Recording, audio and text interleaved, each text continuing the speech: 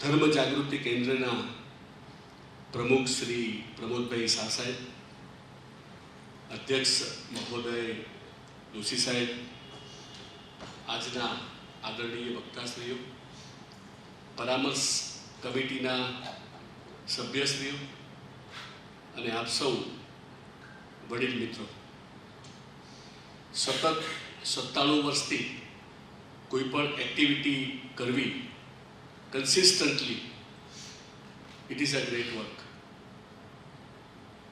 મને ચોક્કસ યાદ છે કે પ્રથમ વખત હું 2017માં ધર્મ જાગૃતિ કેન્દ્રમાં જોડાયો, પરંતુ આ 8 વર્ષના ગાળામાં જે કોઈ મેં એક્ટિવિટી જોઈ એ ઉપરથી એવું લાગ્યું કે અમદાવાદમાં નહીં પણ સમગ્ર ભારતમાં આવી કન્સિસ્ટન્ટલી એક્ટિવિટી જો કોઈ થતી હોય તો એ માત્ર ધર્મ જાગૃતિ કેન્દ્ર જ કરી શકે. With the support of many people, હું ઓલ ઇન્ડિયા કોલેજ પ્રિન્સિપલ્સ એસોસિએશનનો પ્રેસિડેન્ટ પણ છું. અને જ્યારે નેશનલ અને ઇન્ટરનેશનલ લેવલે કોઈ કોન્ફરન્સમાં જવાનું થાય, સ્વાભાવિક વસ્તુ છે કે being the president I have to deliver my lecture. ત્યારે અમારા પ્રિન્સિપલ મિત્રોને જ્યારે હું વાત કરું કે અમદાવાદમાં એક આવી સંસ્થા છે કે જે 97 વર્ષથી કન્ટિન્યુઅસલી આવી એક એક્ટિવિટી કરે છે, ત્યારે એ લોકોને પણ બહુ નવાઈ લાગે છે. કારણ કે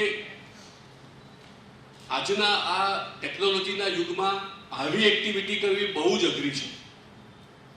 તમે હમણાં ગીત, સંગીત, મિમિક્રીનો કાર્યક્રમ રાખો તો હોલ પેક થઈ જશે, પરંતુ એવા કાર્યક્રમો કરવાથી જ માત્ર એ સમાજ તંદુરસ્ત રહેતો નથી. સમાજની તંદુરસ્તી હંમેશા માનવીય મૂલ્યો અને નૈતિક મૂલ્યો ઉપર આધારિત હોય છે. આપણને કલ્પના પણ આવી શકે ખરા કે એક 8મા ધોરણમાં ભણતો છોકરો એક 10મા ધોરણના ભણતા છોકરાને મર્ડર કરી શકે? Is it possible? આ યુવાધન ક્યાં જઈ રહ્યું છે? આનાથી મોટી હિંસાત્મક ઘટના બીજી કઈ હોઈ શકે?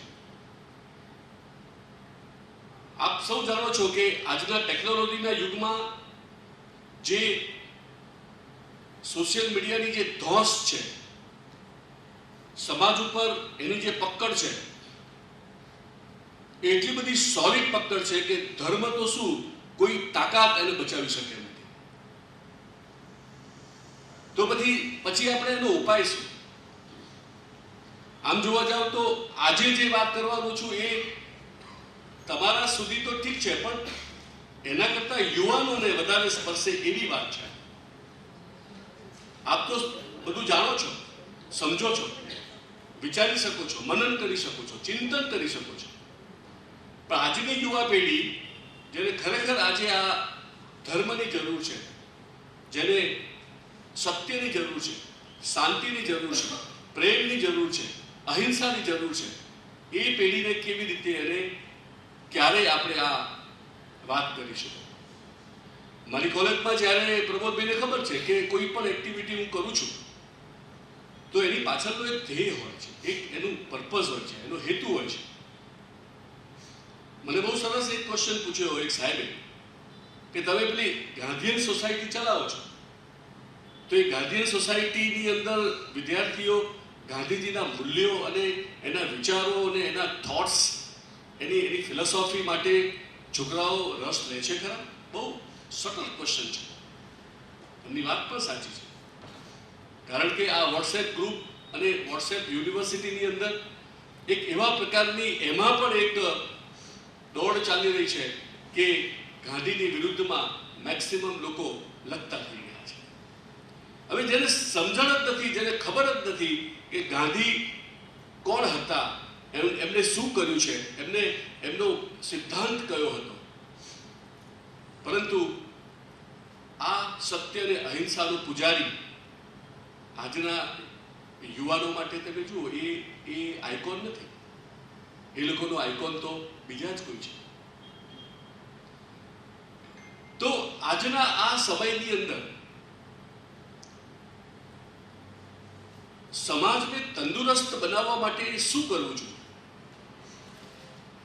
હવે જગતના ધર્મો તો આમ તો મુખ્ય 5 ધર્મો છે: હિન્દુ, જૈન, બૌદ્ધ, ખ્રિસ્તી અને ઇસ્લામ.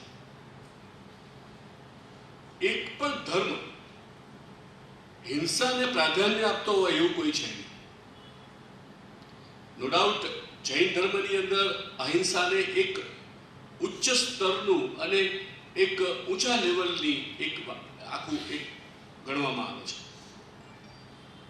જૈન ધર્મની અંદર હિંસા એ એટલું મોટું પાપ ગણવામાં આવે છે કે ઇવન તમે ચાલતા જાઓ અને કીડી પણ મરી જાય એનું ધ્યાન રખાય છે અને એનું એ પશ્ચાતાપ થાય છે, એનું રિપેન્ટન્સ થાય છે. પરંતુ આ માત્ર અહિંસા એ ધર્મ પૂરતી રહી ગઈ છે, એ પર્ટિક્યુલર કમ્યુનિટી માટે રહી ગઈ છે. સમગ્ર જગતમાં આજે અહિંસાનું સામ્રાજ્ય છે.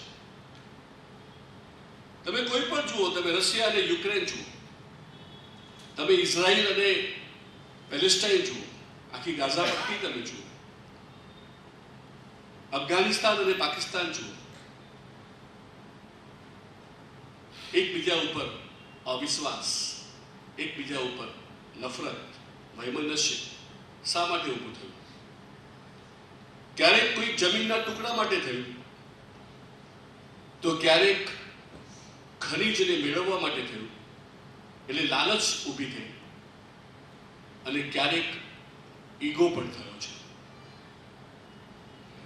હવે જ્યાં લાલચ હોય, જ્યાં વધારે પડતી અપેક્ષા હોય, જ્યાં નફરતની આખી વૃત્તિ હોય, ત્યાં હંમેશા હિંસા જ હોય. ત્યાં અહિંસા કેવી રીતે આવી શકે? અહિંસા એટલે તો જતું કરવાની ભાવના, અહિંસા એટલે તો માફ કરવાની વૃત્તિ, અહિંસા એટલે તો વિશ્વાસ અને એ એક પ્રકારનું એકાત્મતા, એક પ્રકારનું રિસ્પેક્ટ આપવાની વાત છે. તો એ અવસ્થા કેવી રીતે આપણે ઊભી કરી શકીએ? તમે વિચાર કરો કે માત્ર ને માત્ર સત્ય અને અહિંસાના બેઝ ઉપર ગાંધીજી બરાબર 37 વર્ષ લડ્યા અને હિન્દુસ્તાનને આઝાદ કરાવ્યું. ચર્ચિલે એવું કહ્યું હતું, એ વખતનો પ્રાઇમ મિનિસ્ટર, કે આ વ્યક્તિને કેવી રીતે પહોંચી વળવો? વિરોધ મક્કમતાથી કરે, પરંતુ એની રીત આખી જુદી હતી.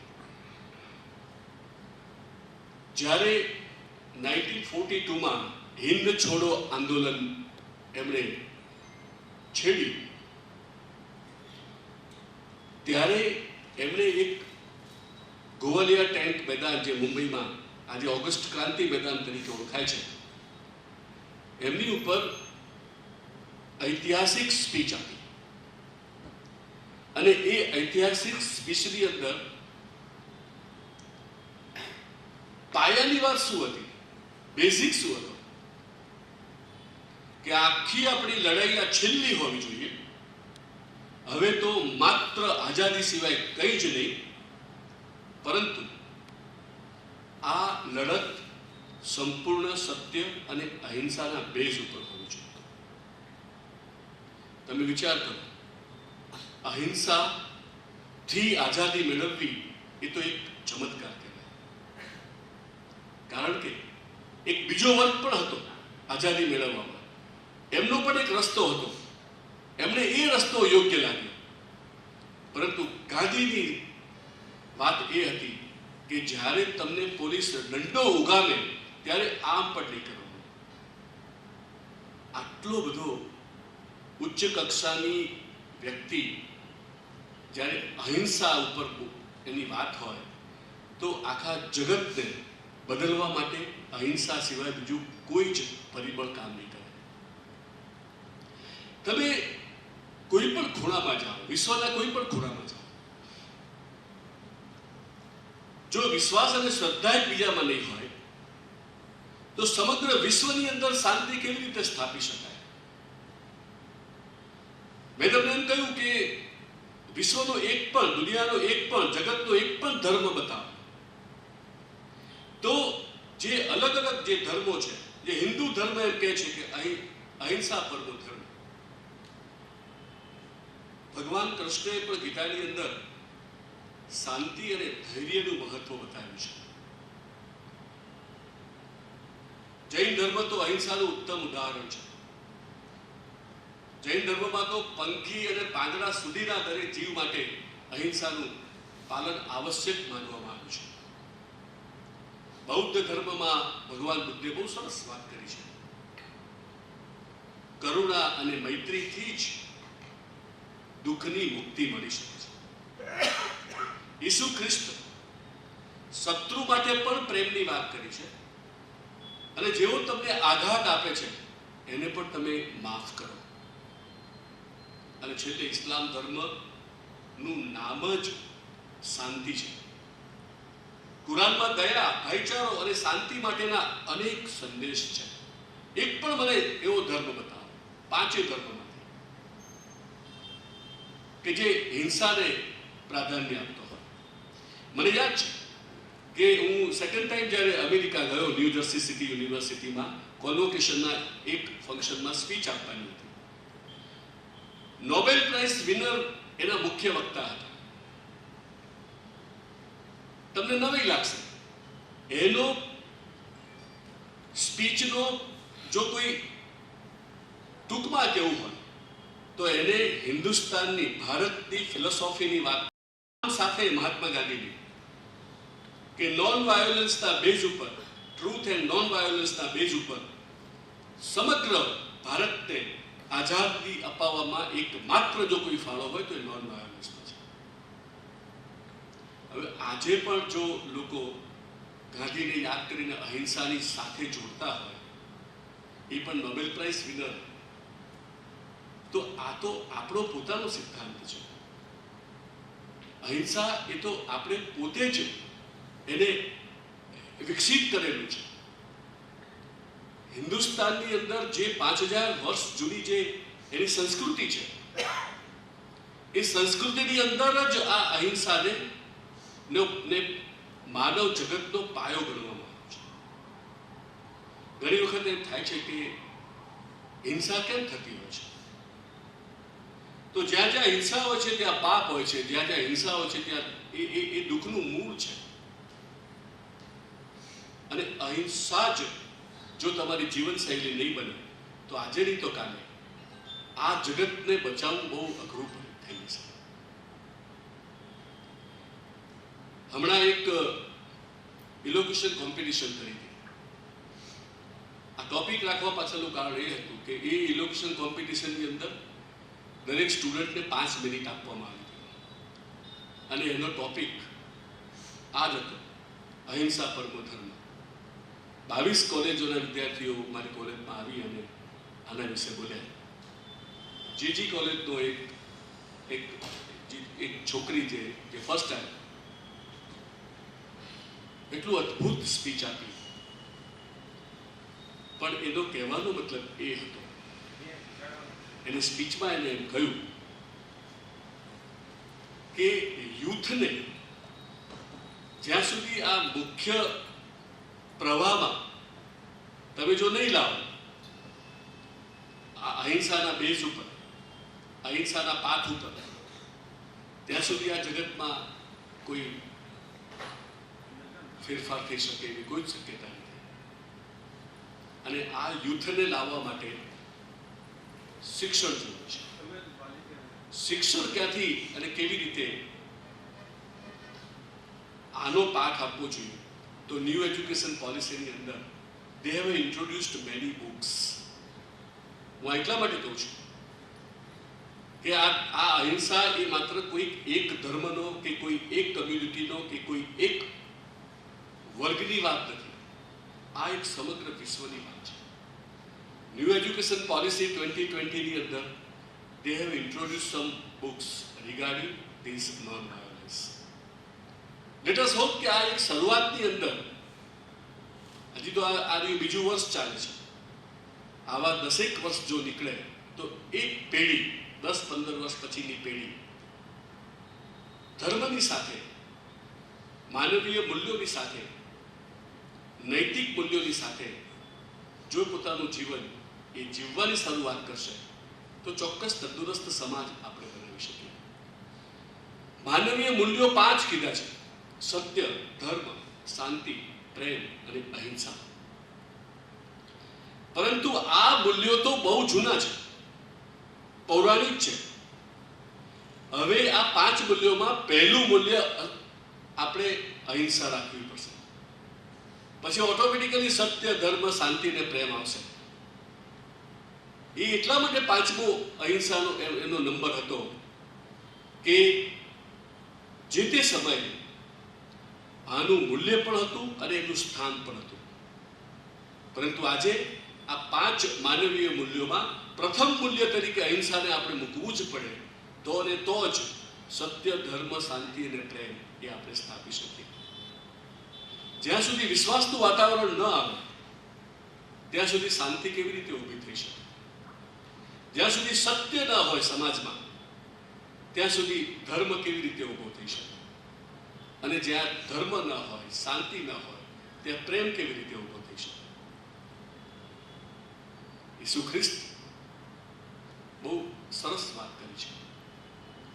જે દયા, ભાવના અને કરુણાની જે બુદ્ધની વાત છે એ ઈસુ ખ્રિસ્ત એક સ્ટેપ આગળ જાય છે કે તમને કરેલું નુકસાન, તમને કરેલી હાનિ, તમારી ઉપર કરેલો અત્યાચાર એ વ્યક્તિને પણ તમે માફ કરો અને પ્રેમ કરો. એ તો એમ કહે છે કે એક કોઈ લાફો મારે તો બીજો ગાલ પણ ધરો. એ તો બહુ ઊંચી ફિલોસોફી છે. That's not possible nowadays. હિંસા એ દરેકના જીવનમાં ધીરે ધીરે કેવી રીતે વણાય છે? અટકાવવા માટેના ઉપાયો તો છે જ, પણ એનું ડેવલપમેન્ટ કેવી રીતે થાય છે? તો સૌથી પહેલા બિલકુલ આજના સમયની અંદર આપણે એને કમ્પેરેટિવ સ્ટડી કરીએ તો મેં તમને પહેલી જે વાત કરી કે ઓટીટી જે ઇઝીલી અવેલેબલ છે, એવી ફિલ્મો, એવી ડોક્યુમેન્ટરી ફિલ્મો અને એવી સિરિયલ્સ કે જે ચારે બાજુ એક જ વાતાવરણથી એક જ પ્રકારની નું શિક્ષણ આપતા હોય, એક જ પ્રકારના વિચારો આપણી ઉપર મારતા હોય, એવી ફિલ્મો અત્યારે બનેલી છે. તમે ઓટીટી ઉપર કોઈ પણ હાલની ફિલ્મ, 5 ફિલ્મો જુઓ, હું તમને ગેરંટી આપું છું કે 5 ફિલ્મો જોયા પછી તમારામાં એક પ્રકારની હિંસક વૃત્તિ ઓટોમેટિકલી અંદરથી જ થાય છે. ઉત્તર પ્રદેશની અંદર ઘણા વર્ષો પહેલા તમે જો વાંચ્યું હશે, માત્ર એક 11 વર્ષના છોકરા એક જણનું મર્ડર કર્યું, 11 years old. અને એને પૂછવામાં જ્યારે આવ્યું ત્યારે કહ્યું કે ઓટીટી ઉપર આખો પ્લાન કેવી રીતે બનાવી શકાય એ હું શીખ્યો.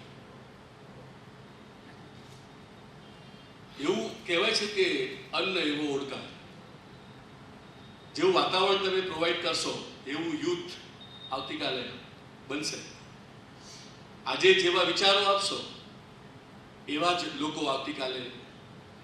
શ્રીમદ રાજચંદ્ર તો એમ કહે છે કે કર વિચાર તો પામ. હવે આપણા કયા વિચારો છે એની ઉપર ડિપેન્ડ છે. આપણે આ જગતને શું આપવું છે એ આપણે નક્કી કરવાનું છે. પ્રમોદભાઈને મેં કહ્યું કે આ પ્રેક્ષકોની અંદર યુવાનોને પણ જોડો. 50-100 વિદ્યાર્થીઓ, 50-100 યુવાનો જો આ તમારી 8 કે 10 દિવસની આખી જો શિબિર સાંભળશે ને તો હું ચોક્કસ કહું છું કે એ 100 છોકરા ઉપર 100% અસર થશે, પોઝિટિવ અસર થશે. તમે જેવું વાવશો એવું જ લણશો. Every action has got reaction. અને એના પાઠ પહેલા પેરેન્ટ્સે કરવા જોઈએ. તકલીફ એ થઈ છે કે પેરેન્ટ્સ હેવ નો ટાઈમ. તમારી જનરેશન અને એની સેકન્ડ જનરેશન, એક વર્ષનું બાળક હોય, 1.5 વર્ષનું, 2 વર્ષનું કે 2.5 વર્ષનું, એની એક લાઈફસ્ટાઈલ તમે ઓબ્ઝર્વ કરજો. Being the grandfather and grandmother, any lifestyle observe કરજો. 1.5 વર્ષનું કે 1 વર્ષનું બાળક જ્યારે જમતું નથી ત્યારે એની સામે એક મોબાઈલ મૂકી દેવામાં આવે છે. એની અંદર સરસ ગીતો સાંભળવા એને ગમે એવા બાળકોના એ મૂકી દે છે. And the mother started giving him or her the food. અને બાળક ચપોચપ ખાય પણ છે. શું ખાય છે એ બાળકને જ ખબર નથી. સાયકોલોજીકલી શું આની ઇફેક્ટ થાય છે? આ બાળકનું ડેવલપમેન્ટ 1.5 વર્ષથી જ જો આ રીતે થતું હોય અને આવા 10 વર્ષ જો નીકળી જાય, 5 વર્ષ જો નીકળી જાય, it is always difficult to change the mentality. પછી અઘરું બને છે. આજની યુવા પેઢી, એનો પ્રત્યક્ષ સાક્ષી છું એટલે કહું છું, they don't have any patience. એક જમાનામાં જ્યારે એક ટીચર કે એક પ્રોફેસર જ્યારે પોતાના વિદ્યાર્થીને ધમકાવે, મારે, તો કોઈ એનું રિએક્શન નહોતું. એ સામે બોલતો નહોતો, સહન કરતો હતો. ઘરે એટલા માટે નહોતો કહેતો કે ઘરે પણ માર પડશે. હવે તમે જુઓ, આખી પરિસ્થિતિ જુદી છે. તમે જો એને માર્યો તો FIR કરતા એ લોકો વિચાર કરતા નથી. શિક્ષકો એટલા માટે ગભરાય છે કે આજની પેઢી અને એમના પેરેન્ટ્સ નું રિએક્શન આખું જુદા પ્રકારનું અત્યારના હાલમાં આવી રહ્યું છે. And it is none of your business આવું કહેતા એ લોકો વિચાર નથી કરતા. આ પ્રત્યક્ષ અને એક સાચી વાત હું તમને કહી રહ્યો છું. તો માત્ર એકદમ સાચી છે કે માનવીય મૂલ્યો અને નૈતિક મૂલ્યોનું મહત્વ અત્યારે ક્યાં સુધી છે કે માત્ર ધર્મગ્રંથો પૂરતું અથવા તો ધર્મને લગતા અમુક કમ્યુનિટી પૂરતું? તો પછી આનો વિસ્તાર કરવા માટે શું કરવું જોઈએ? અમેરિકામાં તમે જુઓ કે બધી રીતે એ લોકો ઓનેસ્ટ પણ છે, ટ્રુથફુલ પણ છે, બધું બરાબર, પણ એ પણ આપણી દ્રષ્ટિએ એ આખી પેઢી યોગ્ય નથી. એટલા માટે યોગ્ય નથી કે એ લોકો મૂલ્યોનું હાસ પણ કરે છે. ગન કલ્ચર કેવી રીતે આવી? આજે સરકાર ગન લેવાની છૂટ આપે, કોઈ પણ ગન ખરીદી શકે. What does it mean? What do you want to prove? આજે મારી બેગમાં રિવોલ્વર હું રાખી શકું તો કાલે એનો ઉપયોગ કરવાનું મન નહીં થાય? અહિંસાના પાઠ ભણાવવા માટે પહેલા તો એને વાતાવરણ તો પૂરું પાડો. અહિંસાના પાઠ ભણાવવા માટે પહેલા એને હિંસા અટકવા માટેનું તો કંઈક વાત કરો. ખિસ્સામાં હું રિવોલ્વર રાખું અને હું અહિંસાની વાત કેવી રીતે કરી શકું? This is the bitter reality of the life. How to come out from the situation? દયા, કરુણા, પ્રેમ બધું જ બરાબર છે, પણ એ કોના માટે બરાબર છે? કે જે સુરવીર છે, જે પહોંચી વળે એવો છે, એ દયા અને એ કરુણા રાખે તો એનું રિઝલ્ટ આવે. માઇકાંગલો હોય તો એ ક્ષમા સિવાય એની પાસે છે શું? ક્ષમા કોણ આપી શકે? વિરલ વ્યક્તિ આપી શકે, વીર આપી શકે. અને એનામાં જો આ ડેવલપમેન્ટ હશે, એનામાં જો આવા વિચારો હશે, એનામાં આવા મૂલ્યો હશે, તો સમાજની અંદર એક મેસેજ જઈ શકે.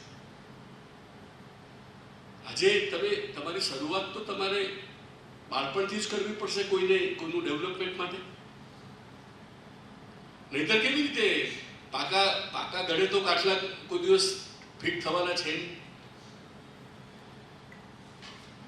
તમે તમારા બાળકોને ધર્મની વાત કરવા માટે બેસાડો કે તારે રોજ અડધો કલાક મારી જોડે બેસવાનું. I would like to talk with you regarding the different religions of universe. Will it be possible? Not at all. સાહેબની ચિઠ્ઠી આવી છે. અમને શું આ બધી ટેવો ઓછી હોય બંધ કરવાની, એટલે છેલ્લે હું માત્ર 1 મિનિટમાં મારી વાત પૂરી કરીશ કે અહિંસા કોઈ ધર્મની મોનોપોલી નથી, એ માનવતાનું ઘરેણું છે. આપણે જુદી જુદી ભાષા બોલીએ, જુદા જુદા ધર્મમાં માનીએ, પણ અહિંસા એ આપણે સૌના દિલમાં હોવી જોઈએ. અહિંસાને માત્ર વાંચીએ નહીં પણ જીવી પણ જોઈએ. આજની દુનિયામાં જ્યાં દરેક ખૂણે ક્યાંક ને ક્યાંક હિંસા, વિખવાદ, યુદ્ધ અને અશાંતિ જોવા મળે છે, ત્યારે અહિંસા જેવી દૈવિક માન્યતાનું મહત્વ અનેક ગણું વધી ગયું છે. અહિંસા એ માત્ર હિંસાનો અભાવ નથી, પરંતુ એ એક સંપૂર્ણ માનસિકતા છે. એક એવી જીવનશૈલી જેમાં દયા, ક્ષમા, પ્રેમ, સહાનુભૂતિ અને કરુણા જેવા ગુણો ગૂંથાયેલા હોય છે. અહિંસા એ માનવતા માટે માર્ગદર્શક પ્રકાશ છે, જે પૃથ્વી પર સહ અસ્તિત્વ અને સમજૂતી માટે મજબૂત આધારરૂપ છે.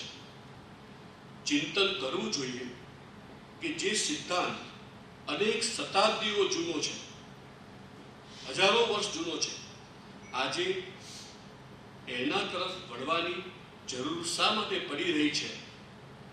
જવાબ બિલકુલ સિમ્પલ છે.